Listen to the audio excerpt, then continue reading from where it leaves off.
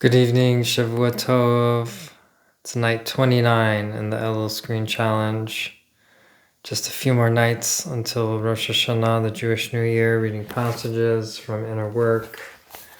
Page 51, the Rebbe Zatzal, Zecher Tzadik Livracha, would say that when a person gives spiritual advice to someone, it is usually in order to be controlling, not because of really caring about them. Pretty big statement, pretty overarching and generalizing. When a person gives spiritual advice to someone, it is usually in order to be controlling and not because of really caring about them. It's really interesting. I'm not sure what the context for this quote is. And also this is musar, ha'omer musar l'chaviro. So it's not actually necessarily spiritual advice. Musar is more like character development. So that actually makes more sense. Kol ha'omer musar l'chaviro hu mitam shirotze l'shalet oto alav. Below mitam shechafet lo mimenu. So those who are trying to give their friends musar, and that's different really than necessarily spiritual advice. Musar is about character development. So if someone's sort of challenging someone's character traits, if they're pointing out character flaws or trying to give them advice in terms of their character, then that person is usually, it's a big word, usually. I'm not sure mitam is necessarily usually either. Maybe we can say that at times he's doing it in order to be controlling and not, unfortunately, because he truly cares about a person. It's just saying, the Rebbe is saying to be careful about when someone gives you advice on your character and on your midot, your attributes, your personal attributes. The Rebbe Zatzal would joke about those who have so much extra spirituality that they have an uncontrollable urge to bestow spirituality on others. They are like pots that are boiling and overflowing with more than they contain. It is not like this for those who are involved in inner work, meaning working to have the intention of giving. These people realize the lack in their own spirituality and are struggling to purify their intention. They recognize that they do not have the luxury of bestowing on others what they themselves do not have. So I wonder what spirituality is here in Hebrew.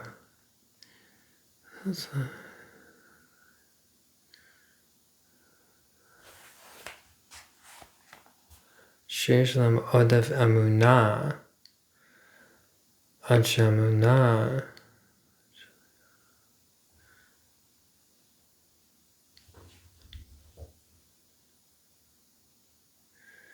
That's interesting. So here he's translating emunah as spirituality.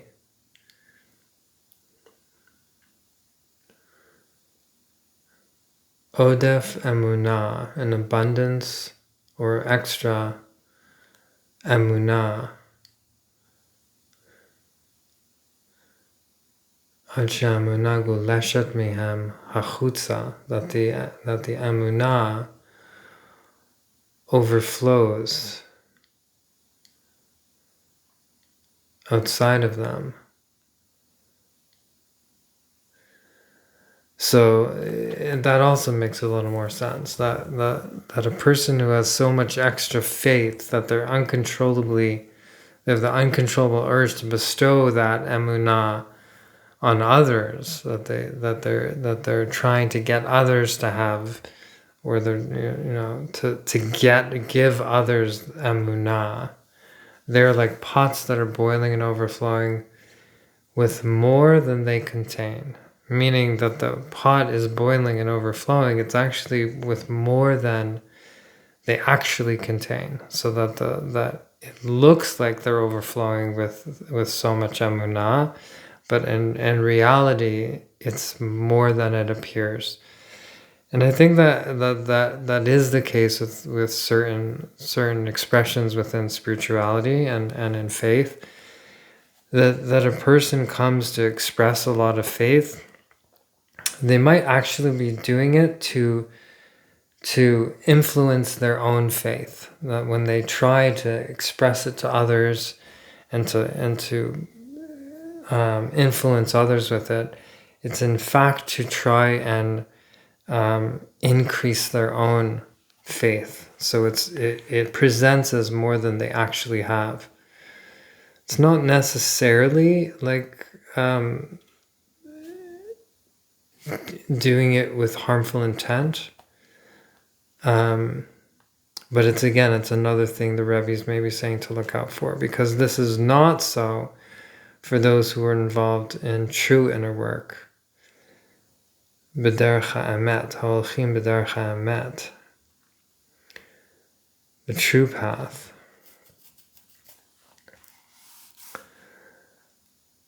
Meaning working on the intention of giving, being givers. Because these people realize the lack in their own spirituality. They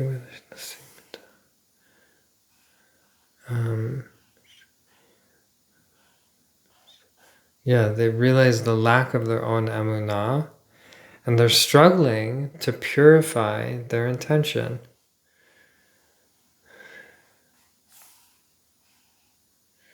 They're trying to purify their own intention, to gain and develop more emunah.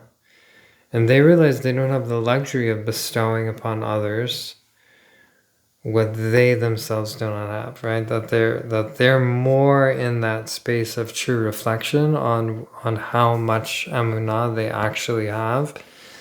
That they're not trying to push upon others to have more faith than they themselves already have. I think that makes sense. When we love someone, that brings love in return. When we love someone, that brings love in return. But we each want the other person to love first. That could be a relationship quote. When we love someone, that brings love in return, right? So when we express love towards another, it sort of retroactively brings love in return.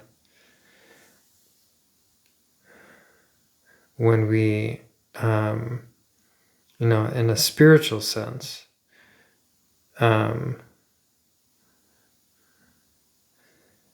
when you express like spiritual love towards another being, that love itself that is being expressed from you, that is being that shines out, that shines forth to another human being, it brings the love back, because you're basically seeing the God in another person, which reflects the God back inside of you.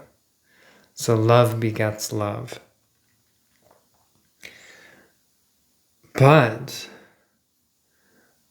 we each want the other person to love first. It's such an interesting point. We each want the other person to love first. And why is that? A, because we're scared, and B, because of vulnerability. or maybe they're one and the same.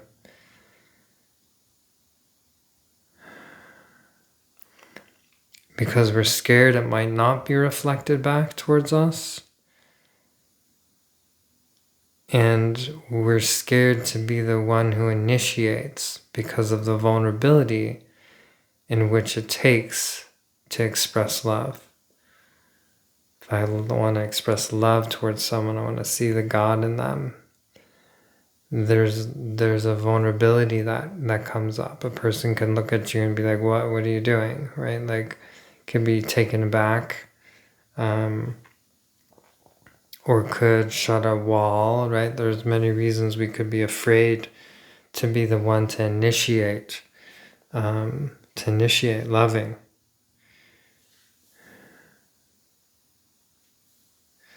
Or it comes down to sort of a sense of like entitlement, perhaps.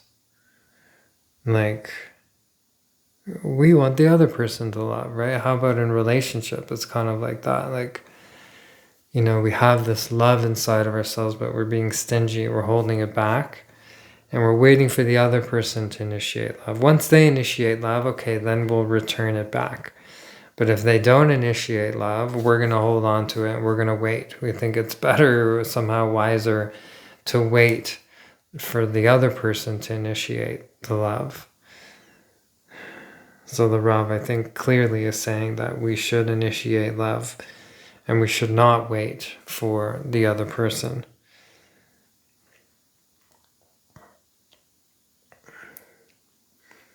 And this is talking about, it isn't necessarily talking about a romantic love, because it's im adam ohevet chavero.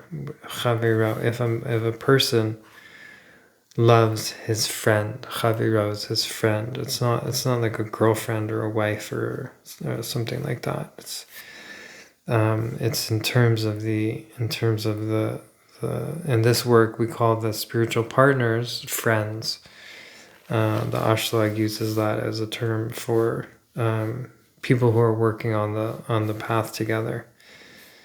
So we want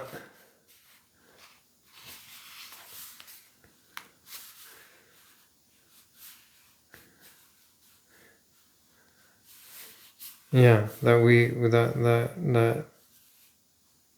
when we love another, that brings love back upon us.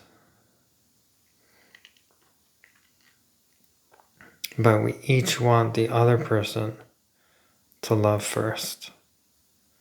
Moral of the story is, don't wait. Bring the love first. Be the initiator of love, of seeing the God in the other, seeing the good in the other. Once we attain a level of experiencing...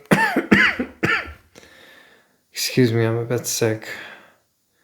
Once we attain a level of experiencing God's exaltedness, we then know how to act, even when we are not feeling anything spiritual.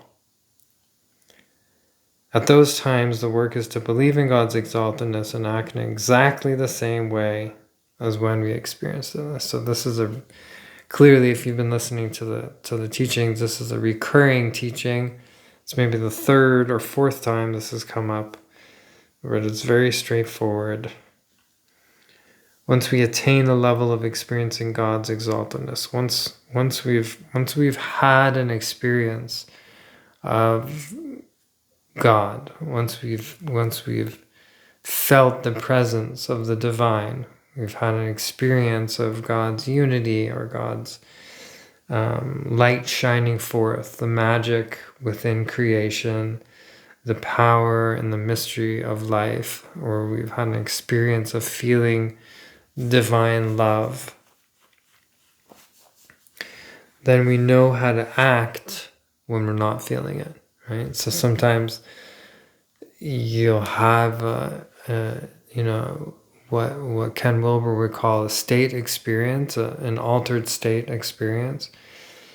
And you basically get, grace opens up to you an experience of the divine, of the sacredness of every moment, something along those lines.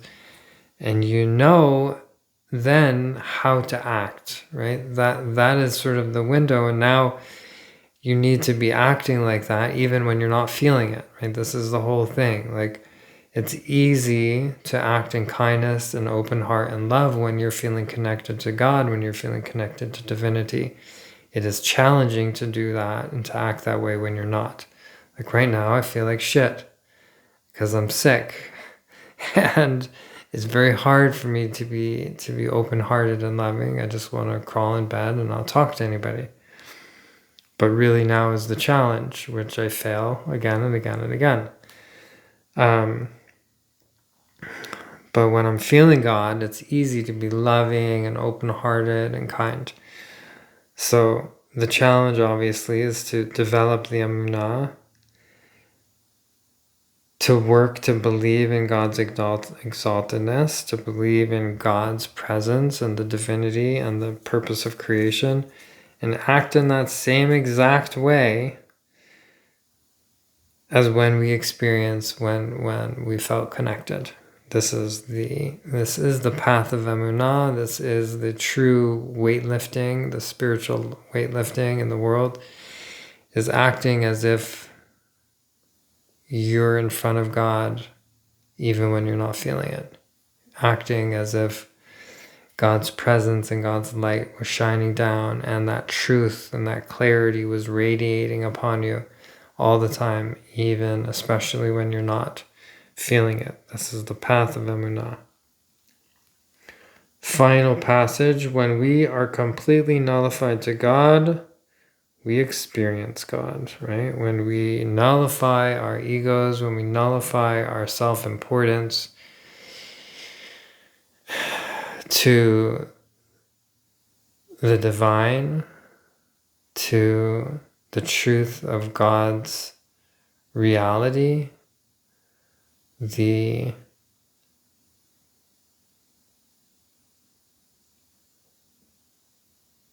truth of God's unity, that all things are an extension and expression of the divine.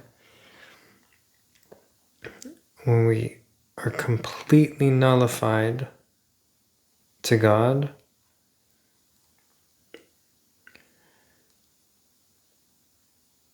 as ha-Shekhinah shoreh bo, then the Shekhinah, the indwelling presence, can rest inside of us. That's when we experience God. Right? So this is more along some of the Eastern philosophies of, in Hebrew it's called bitul hayesh, and in Eastern philosophies it's called like nullification of the ego. And the more that we realize that the truth of our existence is profoundly as an extension of the divine, and a being that can embody and be the